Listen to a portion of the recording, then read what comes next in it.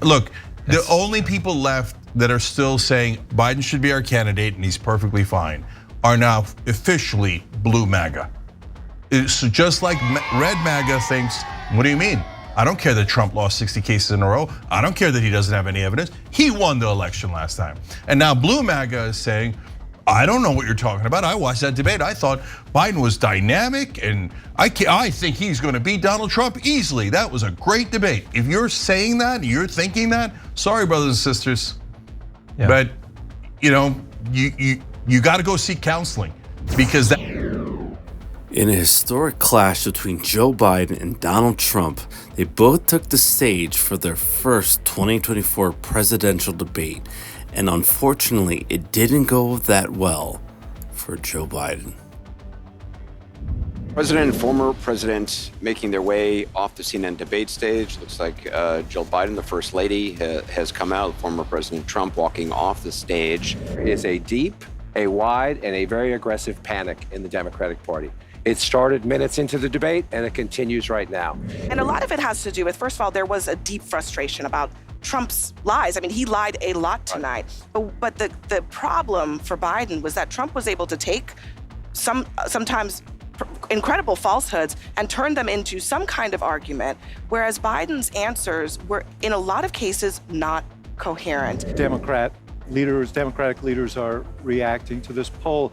We said at the beginning that each person had a fundamental goal, and for Biden, that goal was to appear energetic, engaged, and look like someone who is capable of serving for another 4 years. I think there was a sense of shock, actually, how he came out at the beginning of this debate, how his voice sounded, he seemed a little disoriented. He did get stronger as the debate went on, but by that time, I think the panic had set in, and there are going to be discussion about whether he should continue. All right, two moments that in many ways defined last night's debate. Donald Trump's performance included his usual stream of grievances, along with many false and misleading claims. However, as you saw in that first clip, the debate was particularly rough for President Biden. Concerns about his age, perhaps his biggest weakness, according to polls, were... Well, the first presidential debate of 2024 between failed former President Donald Trump and current President Joe Biden is over. And I have to tell you, it was not good. And I don't think it was good for either candidate. Now, let me just say, after watching tonight's debate,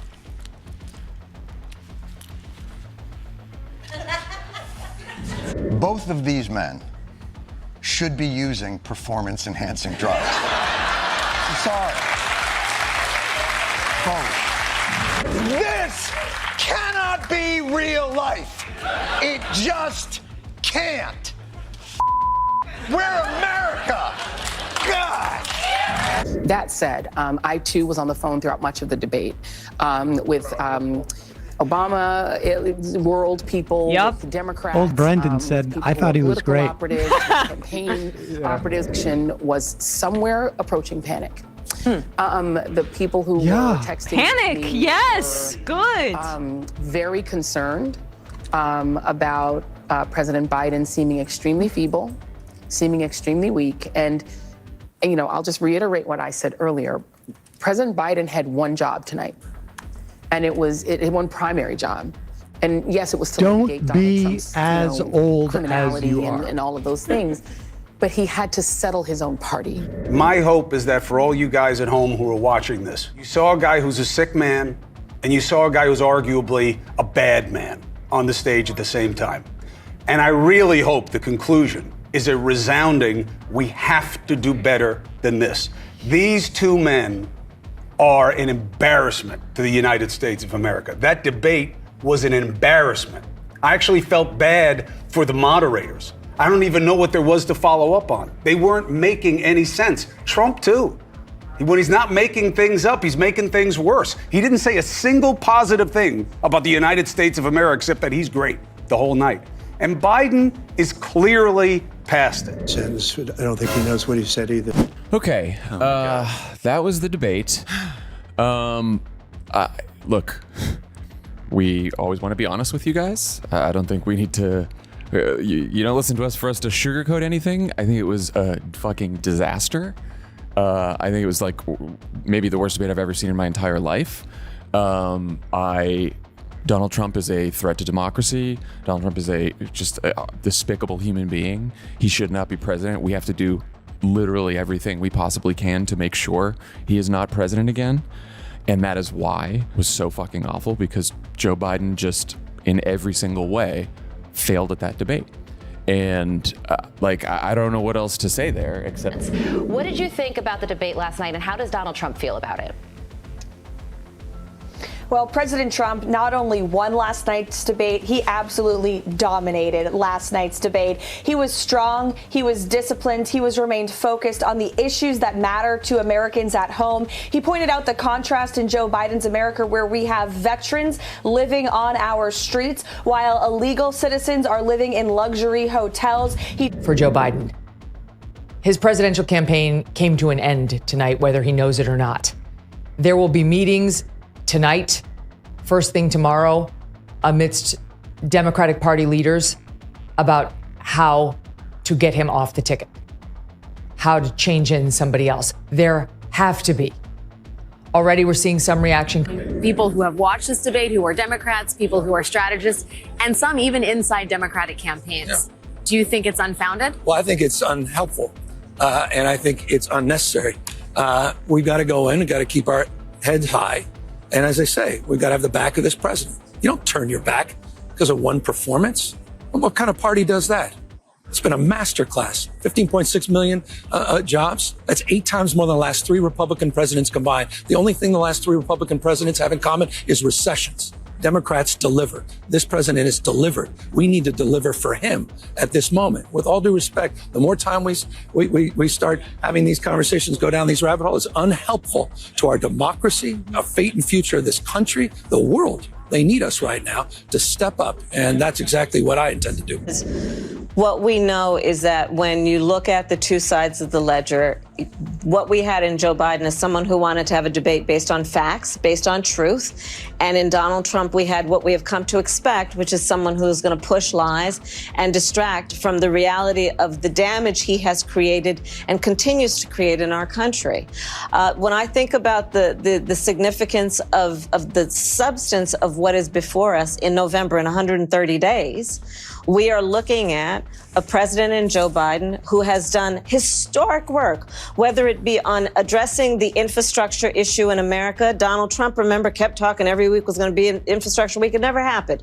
It was Joe Biden that made it happen, so that over $1 trillion is hitting the streets of America to upgrade roads and bridges. More of the same. Joe Biden fighting for the American people, Donald Trump fighting for himself. Not to mention on the issue of choice. There was a very clear contrast. Joe Biden is very clear when the bill comes before him to put back in law the protections of Roe v. Wade, he'll sign it. What we know about Donald Trump, no matter how much he's trying to distract us from this, is when he was president, he hand-selected 3 members of the United States Supreme Court with the intention they would undo the protections of Roe.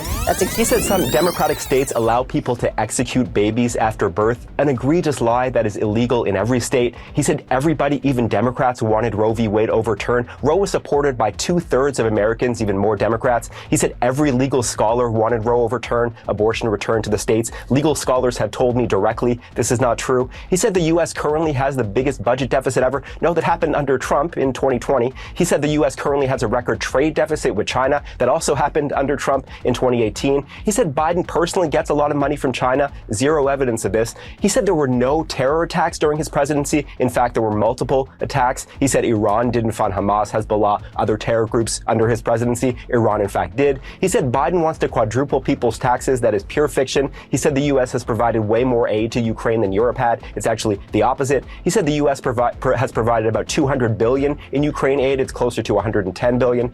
He said 18 or 19 million people have crossed the border under Biden. That is millions too high. He said many of these migrants are from prisons or mental institutions. His own campaign cannot corroborate this. He said Biden has only created jobs for illegal immigrants. Total nonsense. He said Nancy Pelosi turned turned down his offer of 10,000 National Guard troops on January 6th. There's no evidence she even got such an offer. It was the president, not Pelosi, who had the power to deploy the DC Guard. He said Pelosi now acknowledges she turned down the troops. No, her office tells me this claim is still a lie. He said he deployed the National Guard to Minneapolis in 2020. Actually, that was the Democratic governor. He spoke of, quote, ridiculous fraud in the 2020 election. Zero evidence of any widespread fraud. He said NATO was going out of business before he took office. Completely, clearly absurd. He said the U.S. was paying 100% of NATO before he came along. The U.S. made up about 71% of NATO defense spending, not 100. He said he, not Biden, is the one who lowered insulin prices in Medicare. He did it for some seniors, but Biden did it for far more. He said Biden indicted him. Again, no evidence Biden has had a personal role in any of these 4 prosecutions. He said Europe takes no U.S. cars, just not true. He spoke of food prices quadrupling under Biden. That's a wild exaggeration, though they are up.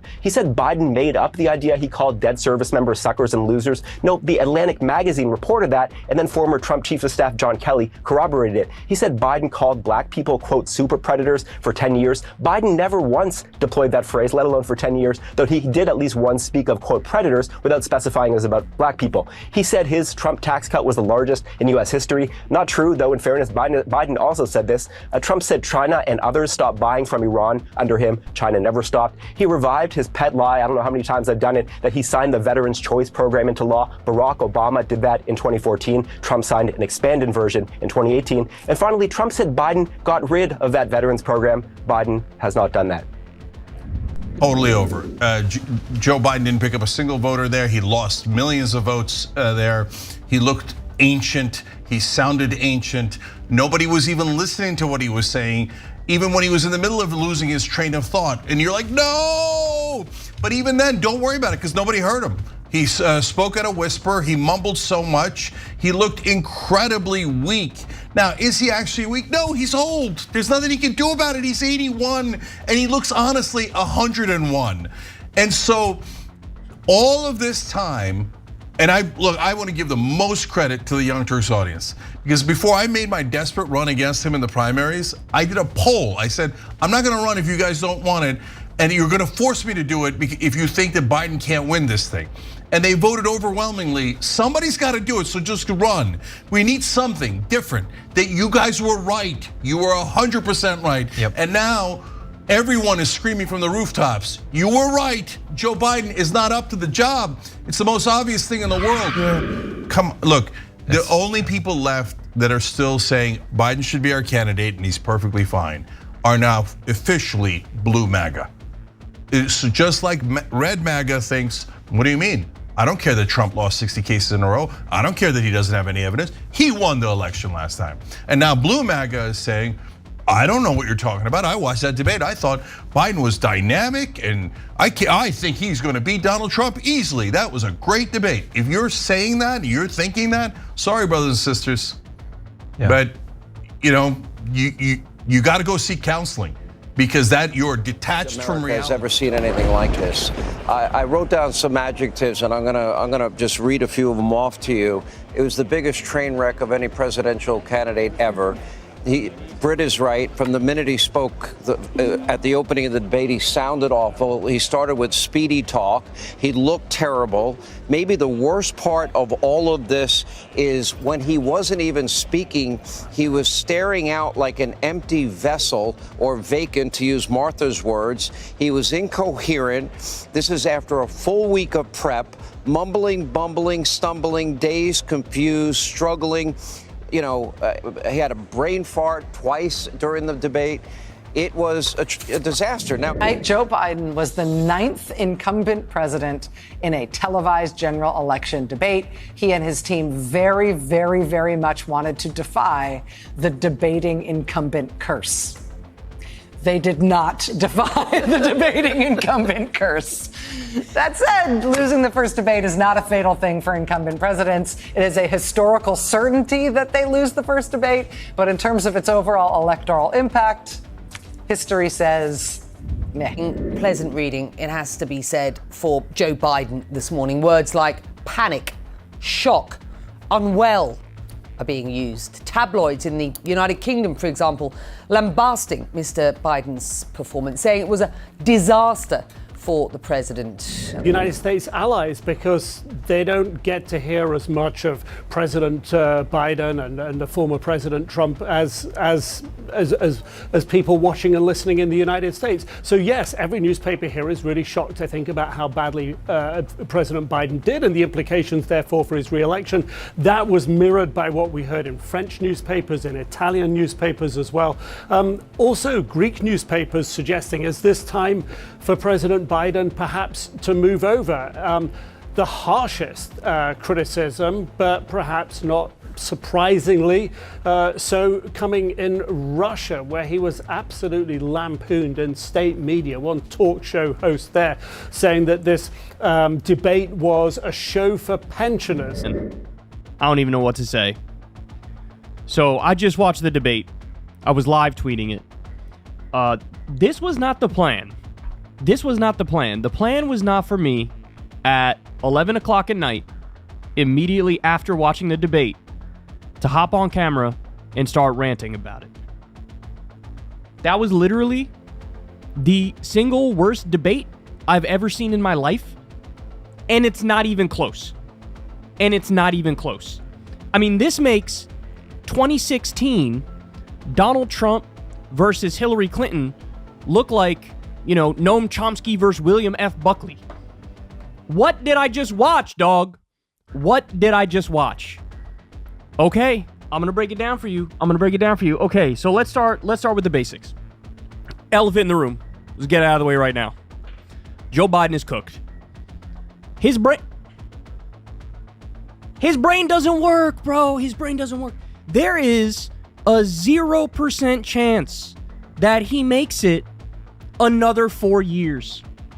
If anybody tells you, no, he'll win and then he'll serve 4 years, then he'll retire, he'll go. The crimes that you are still charged with, and think of all the civil penalties you have. How many billions of dollars do you owe in civil penalties for molesting a woman in public, for doing a whole range of things, of having sex with a porn star? I didn't have sex with a porn star. Indelible line from tonight's debate. Also nodding along with all of the other things that he did. And then the only one that he's rebutting is, I didn't have sex with a porn star. Which is the behavior of Jill Biden after the debate. Watch this. Oh, you did such a great job. You answered every question. You knew all the facts. And let me ask the crowd, what did Trump do?